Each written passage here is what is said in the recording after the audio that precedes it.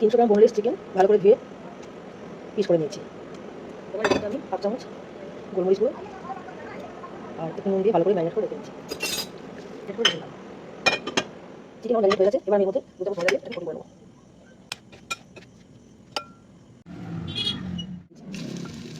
একটু ভালো করে ভাজা হয়ে গেলে তারপরে আমি দিলাম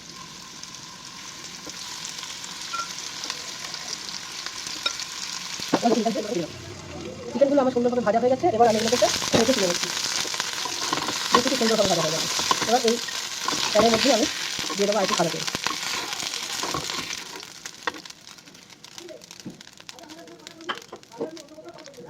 বেশি তেলেতে লাগে না, অল্প তেল দিয়ে হয়ে যায়।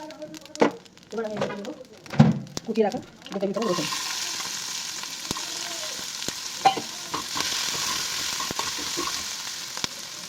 আর দিচ্ছি 5 চামচ ময়দা। এটা দিচ্ছি গ্রেভির জন্য।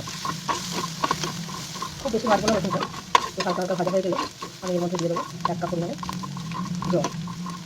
বেশি ভাজলে তেতো হয়ে যায়, তাই আমি আর ভাজবো না। এবার জল ঢেলে দিলাম।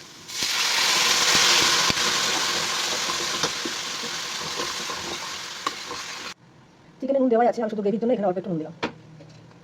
আর দিচ্ছি একটু চিলি ফ্লেক্স, গোলমরিচ গুঁড়ো, অরিগানো।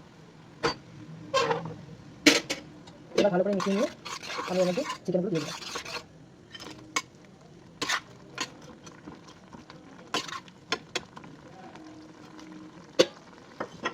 ঢাকা দিয়ে 2 মিনিট মতো ফুটিয়ে নেব। 2 মিনিট হয়ে গেছে। এবার আমি এর মধ্যে দেব হাফ লেবুর রস আর দেব ধনেপাতা আর 1 চামচ হানি। আমার আজকের recipe garlic butter recipe complete.